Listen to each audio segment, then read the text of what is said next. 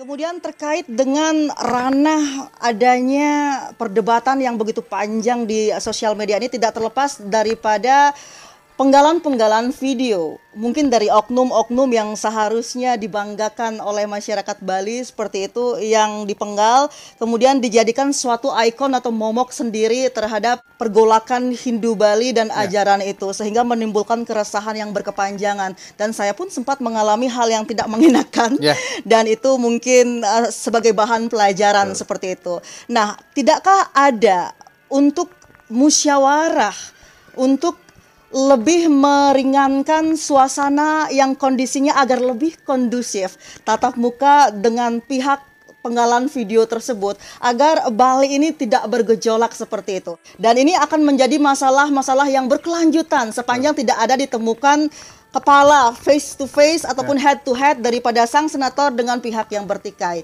Adakah kiat-kiat ataupun rencana dari tim Puskor sendiri untuk mengadakan pertemuan dengan oknum di penggalan video tersebut agar suasana di Bali agar semakin tenang seperti itu untuk Hindu ini? Iya begini, jadi awal Januari munculnya video tentang penggalan, sebenarnya bukan penggalan, itu sudah utuh kita ini ya. Jadi sebenarnya pangkal kita adalah kita ingin membangun Bali ini harmonis tanpa ada provokasi. Itu yang saya inginkan. Provokasi. Jadi intinya di sana. Kemudian menohok ke penggalan yang memang mengkhusus di sana. Puskor yang pertama kali melakukan protes ya, dan itu sempat viral di media bahwa kita melihat seorang tokoh, apalagi itu menyebut dirinya sebagai seorang ksatria ya, tidak pantas di kitab manapun di Hindu ini tidak akan membiarkan orang sekaliber dia kemudian melakukan penyumpahan terhadap Sulinggi. Jadi itu ada penggalan videonya, silahkan ditonton dari awal juga akan sama. Mungkin saya ingin menonton karena saya belum menonton. Silakan. Kita juga ada videonya, kita simpan sebagai dokumentasi. Jadi saya mengcounter sedikit karena kemarin disebut penggalan-penggalan seperti kasus Ahok, kasus Jokowi itu salah sekali. Karena kita menyimak videonya dari awal, dari begitu memberikan Dharma Tule atau Dharma Wacana, apakah itu namanya? Itu sudah bau provokasi. Kita di Bali menginginkan kondisi persatuan.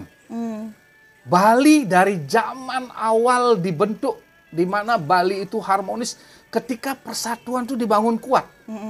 Di mana unsur Soroh, unsur klan itu sangat melekat.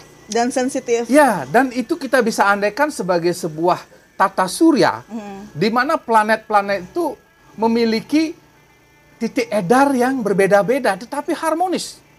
Ya, ini dari zaman dulu kita sudah pegang sebagai konsep agar Bali ini ajeg. Nah itu yang sebenarnya ajeg Bali itu di sana. Kita sebenarnya awal dari protes Puskor terhadap pelecehan atau penyumpahan Sulinggi ini adalah sudah kita bayangkan sebagai sebuah ciri pertanda kegaduhan dan juga bencana besar. Baik. Ya, jadi saya sudah pada saat awal-awal itu sudah berusaha memberikan permohonan kepada yang bersangkutan untuk segera minta maaf. Apa reaksi beliau? Minta maaf dan secara tertulis kita tidak dibales. Kemudian secara personal juga lewat WA dibaca tetapi tidak ditanggapi. Dan kemudian besoknya masuk karena ada beberapa wartawan yang menginterview mengatakan bahwa dia tidak bersalah. Nah ini adalah bentuk kesombongan seorang pemimpin ya, yang dalam agama Hindu, kalau dia masih beragama Hindu ya, saya ragukan kalau beragama Hindu benar kalau tidak mengerti tentang Trikaya Parisuda, di mana seorang sekelas pejabat ataupun pimpinan itu paling tidak dalam setiap wacana memberikan motivasi Dharma Wacana, dia harus selalu berpotokan pada berpikir yang baik, berkata yang baik, berbuat yang baik. Trikaya Parisuda itu sebagai landasan orang Hindu ini sudah cukup. Kemudian yang kedua tentu saja secara etika, moral, pejabat itu mempunyai aturan. Baik. Walaupun dia datang sebagai pribadi, tetapi predikat yang dia sandang kan tetap sebagai pejabat. Nah ini yang perlu dipahami, bahwa Puskor melakukan protes itu tidak serta-merta karena dia memojokkan seorang Sulinggih dari soroh tertentu, bukan. Ini yang saya minta kepada teman-teman organisasi Hindu. Kita harus independen melihat sebuah kasus, baik yang dilakukan oleh pihak internal kita maupun eksternal, sebagai sebuah kasus yang serius. Karena sudah terjadi penodaan agama. Kenapa saya katakan penodaan agama? Karena di sana menyangkut penyumpahan Sulinggih yang menjadi bagian dari atribut agama Hindu. Dan videonya ada ya? Ada. Oke. Dan silahkan disimak dari awal sampai akhir. Itu hampir sebagian besar kemudian menimbulkan provokasi terhadap kelompok-kelompok yang ada di Hindu Bali. Hindu Bali dari zaman Waturenggong ketika masa kejayaan ini ada, tatanan soroh, tatanan kelompok, tatanan wangsa itu diatur sedemikian rupa sehingga memiliki fungsi dan tugas yang jelas. Sehingga mereka itu melaksanakan kewajibannya sesuai dengan apa yang dipersyaratkan sebagai swadharma mereka. Nah itu, jadi dua hal itu. Kemudian yang ketiga, tentu saja seorang pemimpin, apalagi kalau kita membaca Menawa Dharma Sastra, Niti Sastra dan sebagainya, seorang kesatria itu memiliki sesana. Sesana ini adalah komponen dari kelengkapan sebuah budaya, yang dimana ada komunitas di sana yang harus ditaati.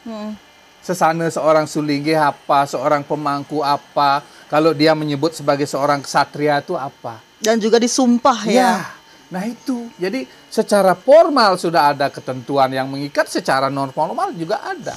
Apalagi kemudian ini dalam kategori ujar ale, ya, yang menebar sesuatu aib sebenarnya, di mana dia dengan beraninya, dengan pongahnya mengatakan bahwa saya seorang kesatria bisa kok melakukan penyumpahan dengan bebasnya. Ini sudah pertanda, salah satu pertanda ciri zaman Kali Yuga adalah muncul pemimpin-pemimpin yang kemudian memiliki karakter dan laku yang tidak pantas. Maaf sekali Pak Ketua, kebetulan saja ini klannya serupa dengan jabatan Pak Ketua, klan Pak Ketua ini, tapi tidak ada unsur di dalamnya seperti itu ya, ditegaskan biar tidak ada, oh gara-gara Pak Ketuanya sama klannya, biar nggak seperti itu bahasanya. Ini jauh sekali di ranah itu. Dan perasaan Pak Ketua sendiri mendengar ujar ale seperti itu bagaimana? Nah inilah, karena kita juga melakukan protes itu tidak berdasarkan atas emosi pribadi ya. Dari banyak masukan orang, Tuaji, ini sudah tidak benar. Jadi ada beberapa orang yang secara pribadi menelpon, Tuaji, bagaimana ini bisa terjadi? Dan sementara organisasi Hindu itu masih melihat itu sebagai persoalan soroh. Padahal kalau kita mau berpikir, kita ini penganut ajaran Dharma katanya, penganut ajaran Hindu. Yang mana ketika salah satu komponen dari agama itu adalah orang suci disumpah, dan dalam tanda kutip bahasa Bali madakane mati, disumpah untuk mati cepat, itu tidak ada yang melakukan reaksi karena hanya melihat itu sebagai fenomena sosial yang disampaikan oleh orang yang punya jabatan, yang kemudian dalam tanda kutip kebetulan adalah orang yang memiliki fan banyak mungkin. Nah, saya kembali lagi bahwa kalau orang mengerti zaman Kali Yuga ini bahwa kebanyakan dari mereka yang kemudian mendukung gerakan-gerakan orang yang melakukan ini, saya yakin mereka pasti dalam hatinya sadar, hanya tidak berani. Ya. Baik. Nah inilah yang kita bangun di Puskor. Bahkan Pak Ketua pernah bersurat, ber-WA atau ber-WhatsApp pribadi terhadap beliau seperti itu, namun belum ditanggapi atau kemungkinan sibuk atau kemungkinan ada hal lain. Nah saya sendiri sebagai pewawancara dan penengah di sini sebenarnya menginginkan kondisi Bali itu aman dan kondusif tanpa perpecahan. Seandainya saya menawarkan klausul seandainya ini ya, seandainya kemudian beliau mau meminta maaf dan juga malik sumpah seperti yang Pak Ketua inginkan di Besakih untuk meredam Meguru Piduke, untuk meredam situasi yang memanas saat ini di Bali, Apa kira-kira yang Pak Ketua lakukan? Apa yang tanggapan daripada rekan dari klan tersebut dan Pak Ketua tersendiri yang kebetulan saja berada di klan itu juga begitu? Iya, sebenarnya kalau permintaan maaf sih dari dulu kita sudah Welcome ya. Baik. Artinya ini adalah sebuah sikap dari kita, Wah, ya. bijaksana. Tetapi karena sekarang sudah mulai dilengkapi dengan berbagai macam permasalahan yang kebetulan teman-teman dari organisasi lain juga melihat pandangan yang lain tentang permasalahan yang ada, itu tentu saja kalau dari sisi Puskor sih untuk penistaan Sulinggih oke lah dengan catatan seperti tadi. Saya yakin kalau dia benar-benar seorang ksatria itu begitu kita berikan surat peringatan atau surat protes untuk melakukan permohonan maaf itu sesegera mungkin itu tidak dilakukan. Saya yakin, ya menurut hati saya yakin kalau sekarang ini yang bersangkutan juga tidak akan mau. Tidak akan mengindahkan lagi. Baik. Karena karakter dan ininya sudah semua pada tahu seperti apa yang bersangkutan. Kemudian dengan tema yang Pak Ketua bicarakan tadi tentang penyederhanaan dan kesederhanaan itu sendiri. Dan juga menjadi indikasi daripada rongrongan terhadap oknum itu sendiri. Apa sebenarnya yang terjadi di lapangan di pihak dari Puskor itu sendiri melihat penyederhanaan apa yang dilakukan sebenarnya? Dan indikasi penistaan apa lagi yang dilakukan sebenarnya? Nah inilah ada beberapa hal selain penistaan Sulinggih ya. Ada juga provokasi, jelas itu membangun sentimen sensitif, provokatif kepada kelompok-kelompok, termasuk semua kelompok jadinya kena. Apakah itu kelompok ksatria, kemudian kelompok brahmana, kemudian kelompok Waisya, itu secara kewangsaan ya. Kemudian dalam konsep seperti yang cuplikan video tentang bagaimana seorang Hindu di zaman sekarang ini harus melakukan kerja dan kerja. Kalau kita lihat memang proses videonya itu sangat-sangat provokatif. Ya, terutama menegaskan di sana memang seperti saya katakan tadi, jangan samakan dengan kasus Ahok atau Jokowi. Karena ini konteksnya berbeda. Dan yang jelas kita tidak ada menyitir sesuatu yang bersifat politis. Ini murni dari Puskor melihat adalah sifat bagaimana kita menjaga kondusivitas seperti yang tadi dikatakan Jero, agar Bali ini kondusif, aman. Betul. Seorang tokoh besar harusnya itu mengayomi, kemudian memberikan kesejukan, kedamaian, ketentraman, dan menjadi pemimpin bagi semua golongan. Nah itu, seorang pemimpin kalau dia paham tentang Aste Brate, itu pasti tahu bagaimana seorang pemimpin itu memiliki karakter yang seperti itu. Nah, ini berbanding terbalik. Justru pada setiap kesempatan video yang dia unggah, itu selalu ada hal-hal yang membangun sentimen, yang membuat orang lain itu terbangun emosi. Iya, bersifat provokatif seperti itu ya. Maaf kembali memotong Pak Ketua. Kemudian dari sekian banyaknya penggalan video yang bersifat provokatif itu ataupun video-video sah yang bergulir gitu, karena saya belum mengecek keabsahan daripada video tersebut. Di sini skupnya tetap menginginkan Bali yang kondusif, juga dengan konsep Nyama Petru Bali itu sebenarnya adalah saling asah asih asuh. Adakah kiat-kiat yang aman, yang nyaman untuk mengkomunikasikan antara pihak Hindu dengan tim Puskor dan juga tim Bala Bela Balinya ini, mengkomunikasikan dengan oknum senator itu agar lebih aman, tenang, dan selesai berkontroversial ria di sosial media seperti itu. Adakah upaya yang harus dilakukan untuk meredam segala emosi sehingga juga massa tidak semakin banyak terpancing akan hal ini? Mengingat Bali itu kecil, kemudian minoritas, dan jumlahnya juga kecil. Saya ingin Bali saya itu damai, kemudian tenang seperti itu. Upaya apa yang kira-kira bisa Pak Ketua lakukan untuk meredam semua emosi warga yang benar-benar emosi seperti itu? Baik. Sebenarnya sederhana sekali. Apa yang Pak Ketua inginkan dan tim? Ya, karena dalam konsep Hindu itu sudah diajarkan bagaimana output di zaman kali ini adalah laku dan sikap ya, sifat dan laku ya. Agar hal-hal seperti ini diperhatikan oleh orang siapapun mereka. Karena kita penganut ajaran Dharma. Betul. Di sana nilai-nilai itu sangat harus dijunjung gitu loh. Ketika kemudian ada saudara-saudara kita. Nah, kembali lagi seperti tadi. Benar, kita ingin Bali ini kembali harmoni ya. Betul, betul sekali Pak Ketua. Kemudian sesama slogan-slogan sesama orang Bali kadang-kadang harus akur, Asah gitu. asih asuh, sagilik segili sagulu, ya. betul. Itu benar sekali. Kita inginkan itu. Iya, iya. Tetapi kembali lagi, kalau kita runut ya, akar dari permasalahan ini tiada lain adalah bagaimana teladan yang harusnya menjadi panutan, menjadi cermin bagi masyarakat itu tidak bisa seperti itu mereka gitu loh. Nah, ini berarti saya yakin seperti tadi ada disebut tentang bagaimana kemudian dia mempolakan berbagai isu yang ada dalam agama Hindu, terutama Hindu Bali, yang terus terang dari beberapa video yang saya lihat, dia tidak paham tentang Hindu Bali. Contoh tentang kasus Banten yang disederhanakan seperti yang disebut tadi ya. Kita di Bali itu sudah diberikan aturan dalam Mpu Lutuk itu tentang 9 tingkatan yadnya. Yang sebenarnya, yang ini masyarakat yang harus juga melek ya, bukan itu dilihat dari kuantitas. Ya, nilai bukan, tetapi jadi bukan angka yang disebut dalam tingkatan itu ya.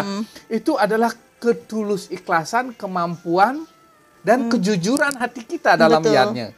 Misal Jero ketika punya uang 100 rupiah, kemudian ingin melakukan suatu yadnya.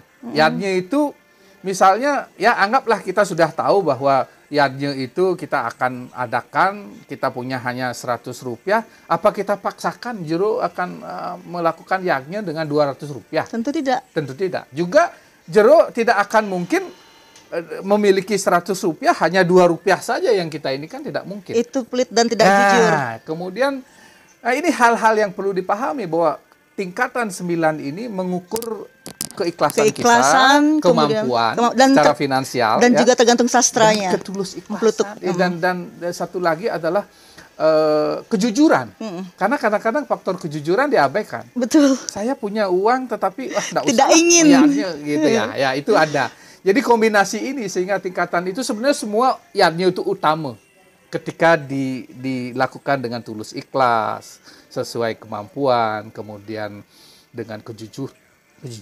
Iya, ya betul gitu. betul. Itu yang luar harus biasa dipahami. sekali. Iya, karena sebelum saya kesini mewawancarai beliau sebagai ketua Puskor, saya juga telah mewawancarai Ida Dukuh Celagi yang juga berkomentar terkait dengan yadnya. Itu benar. Kunci daripada yadnya itu adalah keikhlasan, kemudian kemampuan didukung oleh sastra yang diutarakan 9 tadi utama Madianista dan dibagi dengan 3 pilihan per klausulnya itu.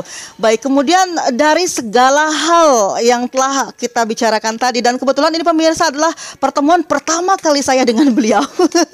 Tidak ada settingan dan tidak ada unsur disesuaikan seperti itu ya. Apa yang kira-kira Pak Ketua inginkan dan harapkan sekali dari seluruh kasus yang telah terjadi di Bali menyangkut dengan keyakinan Hindu Bali itu sendiri? Ya, pertama tentu kita semua harus introspeksi diri ya. Mulat sarire. Ini adalah dasar yang menjadi pedoman kita ketika terjadi sesuatu ya. Kemudian karena kita yakin di Bali itu skala harus dibarengi dengan niskala, maka harus ada niat suci dari orang-orang yang merasa dirinya menjadi pengayom kemudian melakukan tindakan-tindakan salah untuk mengguru piduka kah, untuk minta maaf ke publik kah, untuk kemudian merubah sikap dan karakter yang selama ini menjadi pemicu provokasi. Astungkara ya. Terus. Kemudian sebenarnya kuncinya dari para pemimpin kok. Masyarakat kita di Bali terkenal polos, lugu. Dan bereaksi gara-gara pemimpin. Ya. Dan mereka sebenarnya pekewoh alias sering ngomong. Nah, disinilah fungsi Puskor. Kita ingin organisasi ini yang tidak tersekat oleh klan, oleh soroh, oleh kelompok, terbangun kesadaran. Oleh karena itu, di awal berdirinya Puskor ini kita inginkan sebagai wadah pengabdian dan pelayanan umat untuk membangun kesadaran. Itu simpelnya sebenarnya. Sehingga kita ingin orang-orang yang hadir di Puskor itu bukan karena ditunjuk, bukan karena ingin memilih si A, bukan karena ingin kepentingan politik, bukan ingin karena materi dan sebagainya, tetapi ketulusan untuk menjaga apa yang diwariskan oleh leluhur kita. Sesuai dengan bisamu Ya, para leluhur. betul. Itu yang poinnya. Selalu saya tekankan dalam video ini Pak Ketua, seandainya beliau, oknum yang diduga pada video ini, meminta atau berkenan meminta maaf seperti itu, apakah bisa diterima oleh tim keseluruhan? Ini yang kedua kalinya saya menanyakan ini. Adakah keikhlasan hati untuk menerima dari permintaan maaf beliau, atau ini akan tetap bergulir hingga kerana hukum atau bahkan tersiar kabar di seluruh media yang lebih tinggi lagi? Ya. Kalau untuk Puskor, untuk penistaan Sulinggih, kalau dia berniat untuk meminta maaf, lakukan segera permintaan maaf di publik. Ya. Kemudian harus disebar di berbagai media yang selama ini mungkin melihat ini permasalahan yang sepele. Sudah bernego itu ya, Kemudian baik. secara niskala juga harus dilakukan. Karena kalau ujar ale dilakukan, silahkan ditanya kepada Sulinggih-Sulinggih dimanapun, kepada orang-orang yang mengerti tentang sastra, bagaimana kalau ada di suatu tempat aja, kalau ada misalnya, jangankan ujar ale seperti ini ya, ada kerusuhan yang bertumpah darah aja, harus melakukan caru. Betul. Itu Bali loh. Itu Bali. Jangan sampai kita tidak mengerti Bali. Bali hidup dari harmonisasi alam. Salah satunya apapun yang terjadi, pembunuhan dan sebagainya, itu harus dibarengi. Dan ini adat alus pem ya, harus menjaga ini. Karena tanah Bali ini tanah sakral. Siapapun tidak meragukan kesakralan tanah Bali. Betul sekali. Terkait lagi tadi dengan Hari Krishna, ya, satu poin yang saya tidak ingin suatu saat Bali ini kemudian menjadi daerah yang kering akan nilai-nilai penguatan taksu dan kearifan lokal. Betul, ini. Adat istiadat lokal jenius adalah taksu Bali itu sendiri. Itu keresahan kita. Baik. Bukan kita melihat secara jumlah akan merusuk, tidak. Justru Bali ini yang memiliki taksu, memiliki bawa, ya, bawa istilahnya itu. Jadi dia memiliki karisma sebagai sebuah pulau yang harus dijaga. Baik, mengingat akan karisma dan juga taksu adat istiadat pakem yang telah dilakukan masyarakat Bali dalam menjaga taksu itu sendiri, saya kembali ingat dengan selentingan bahwa daripada Bakta anggota Ekskon ataupun daripada Bakta Hari Krishna itu sendiri, dia tidak pernah melupakan leluhurnya, bahkan dia tetap masih menyungsung sanggah pemerajanya, Kayangan Tiga dan lain sebagainya. Tetapi dia tetap memasukkan energi ataupun spirit dari Hari Krishna ini untuk mendapatkan kedamaian hatinya sendiri. Bagaimana itu Pak Ketua dalam menyikapi hal itu? Mereka tidak pernah meninggalkan adat budaya Balinya dan mereka tetap sebagai krama di Banjar adatnya sendiri. Bagaimana itu? Saya yakin itu bahasa yang tidak jujur. Ya. Jadi inilah yang kita sebut sebagai propaganda, yang kadang-kadang mereka diajarkan untuk pinter ngeles. Ya, ketika berhadapan dengan orang-orang kita, apalagi dalam posisi terjepit, dia akan mengatakan segala sesuatu sesuai dengan kita. Tetapi dari kasus-kasus yang ada, silahkan dicek lah secara pribadi. Ada bukti-bukti video dan lain. Oke, ya. baik. Bagaimana pembongkaran Sulinggih tidak lagi memuja leluhur Rong Tiga, kemudian tidak mau bersembahyang bersama keluarga dalam sembahyang yang rutin. Kemudian yang jelas kemudian dia melakukan disiplin spiritual yang menjauhi sistem sosial dan sebagainya. Itu jelas. Tetapi ketika kita tanya seperti ini, dia akan mengatakan bahwa dia sesuai. Memang ada oknum yang masih hanya melihat Hari Krishna itu sebagai pembelajaran spiritual, ada. Saya temukan ada. Orang-orang persentasenya ada ya. Dia tidak akan melakukan propaganda, tidak akan melakukan penyebaran. Hanya untuk diri sendiri. Ya, tidak masalah. Tetapi apakah benar ada yang agak sedikit represif seperti itu? Ada? Ada. Yang jelas kita lihat dalam perjalanan ini ya, walaupun kita warning tahun 2011, itu bahasa warning kita sudah keras sebenarnya. 2011 ya, berarti 9 tahun yang lalu. World Hindu Summit itu terjadi. Saya keras ngomong, kebetulan videonya dulu diunggah di YouTube, di Facebook. Saya yakin teman saya sudah saya minta untuk mencari. Tapi yang jelas kita sudah tegas. Dan dalam surat yang saya sampaikan dalam pidato itu juga tegas-tegas mengatakan seperti itu. Nanti saya akan share. Ya. Jadi dari sana sebenarnya dia harus sudah mulai ngerem. Walaupun pada saat itu ya, terus terang pakaiannya pun masih ala India, ala bakta-bakta yang memang aslinya begitu. Setelah itu dia mulai berubah. World Hindu Summit berikutnya sudah menggunakan adat Bali. Adat Bali. Tetapi tetap apa gunanya jero Pakaian. ya, kemudian berkamuflase hanya untuk menyenangkan orang lain, tetapi dalam diri jero itu sudah Masih utuh ya? terdoktrin, terpola prinsip spiritualisme yang bertentangan secara konsep dengan agama Hindu Bali. Baik. Gitu loh. Baik, Pak Ketua, kalau Jero boleh bertanya kembali, seumpama beliau dengan seluruh pasukan atau timnya menonton video Jero pada kesempatan kali ini di channel ini, apa yang ingin Pak Ketua sampaikan kepada mereka? Ya, jadi kepada saudara-saudara saya, relawan Dharma dimanapun, di seluruh Indonesia, baik yang dari suku Bali, Jawa, Bugis, Toraja, kemudian juga dari Sumba, dari Tengger, ya, kemudian dari Kalimantan dan dari Sulawesi. Saya tegaskan komitmen kita di Puskor untuk mengawal kebinekaan ini dalam koridor kearifan lokal. Termasuk saudara-saudara kita di Tamil, saudara-saudara kita yang India, yang memang asli turun-temurun sebagai agama Hindu dengan suku asal India dan juga Sikh adalah dalam pembinaan dan jangkauan pengayoman kita sebagai wadah independen ya. Okay. Nah, saya ingatkan bahwa menjaga kearifan lokal itu adalah harga mati bagi kita. Karena di sanalah tumpuan eksistensi Hindu ini akan terus ada. Karena apa? Akan terbangun kebanggaan bahwa kita mewarisi tradisi turun-temurun itu tetap kita jaga, nilai-nilai kita perkaya. Anda bisa belajar tentang spiritual dari manapun, dari buku manapun. Yang penting jati diri sebagai umat Hindu yang memiliki tradisi, budaya, adat, ritual yang berbasis pada kearifan lokal itu yang harus tetap kita jaga dan perkuat. Ya, sebagai identitas ya, diri. Sebagai identitas. Jangan lupa bahwa Hindu itu adalah ajaran universal yang disebut sebagai Sanatana Dharma. Itu adalah nilai, sebagai sebuah spirit kalau dalam diri kita. Kemudian keberagaman yang kita miliki, tangan, kaki, kemudian anggota tubuh yang lain itu sebagai sebuah pertanda bahwa kita itu bisa membangun harmoni dengan semua ini. Jadi gerak langkah kita bisa berbeda, tangan bisa ke kiri, bisa ke kanan, kemudian ini, tetapi spirit kita satu, gitu loh. Nilai-nilai itu yang ditanamkan dan Hindu berbeda dengan keyakinan lain memiliki kelebihan di sana. Jadi harus diperkuat dan diperkokoh. Harus diperkuat dan dipertahankan. Baik Pak Ketua, kalau seumpama juga oknum tersebut menonton beserta timnya, apa yang ingin Pak Ketua sampaikan?